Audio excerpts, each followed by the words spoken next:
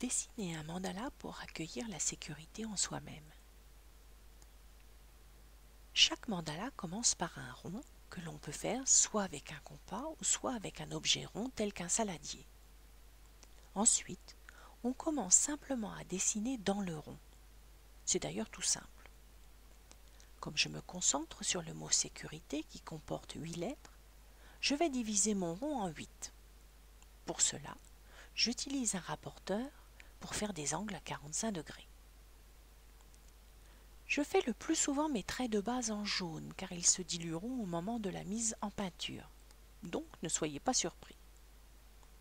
Vous pouvez les faire de la couleur que vous aurez tirée au hasard dans votre lot de crayons. Maintenant, il est temps de penser à la sécurité. C'est à ce moment-là que l'imagination s'associe avec la création. Que représente la sécurité pour moi? Le cocon, dessiné en rond, sécurité et terre. J'avoue qu'un arbre avec sa belle structure solide, bien implantée dans la terre, est une belle image pour moi. Peut-être aussi pour vous. Je vais donc dessiner des arbres stylisés.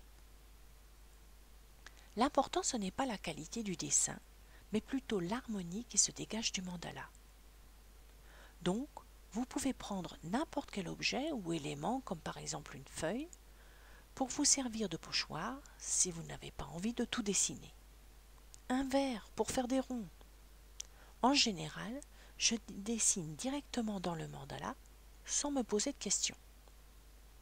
Et maintenant, je choisis ma première couleur au hasard et c'est le marron. Couleur associée à la terre que j'ai tirée. Je suis donc en contact avec la terre, mère. Autre couleur tirée au hasard, le rouge. Le rouge va donc prendre lui aussi place dans mon dessin.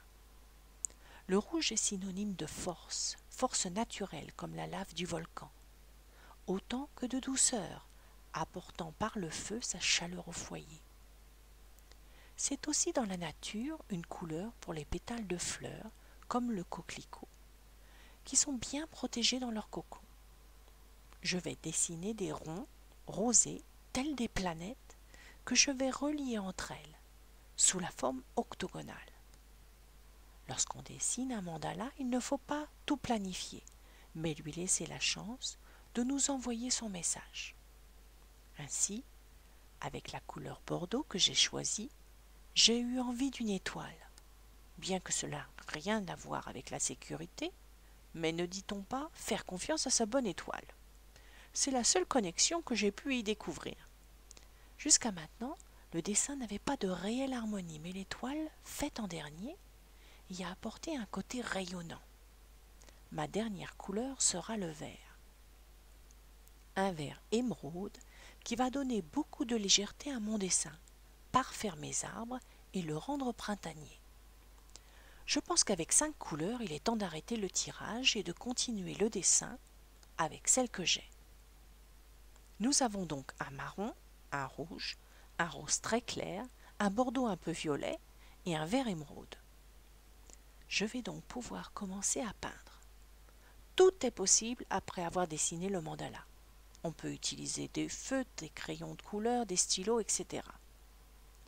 Pour donner de la couleur au mandala, laissez-vous guider par lui. Où commencer? N'importe où.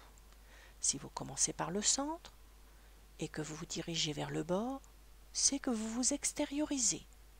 Si vous commencez du bord en vous dirigeant vers le centre, c'est que vous avez besoin de vous recentrer. Vous peignez un peu partout? Pourquoi pas? Il n'y a pas de règle, seulement le plaisir de se laisser aller, d'apprécier la sécurité qui se dégage du mandala. Juste après avoir terminé celui-ci, l'on peut apprécier encore plus le dessin, les couleurs et découvrir les symboles. En fait de fleurs, je retrouve 4 mains dans un cercle formant une croix à 4 branches, dont les paumes renferment un cœur.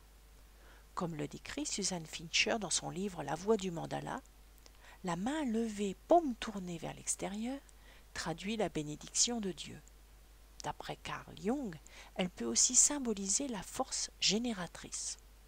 En tout cas, la présence de plusieurs mains peut être le signe d'une vitalité affective.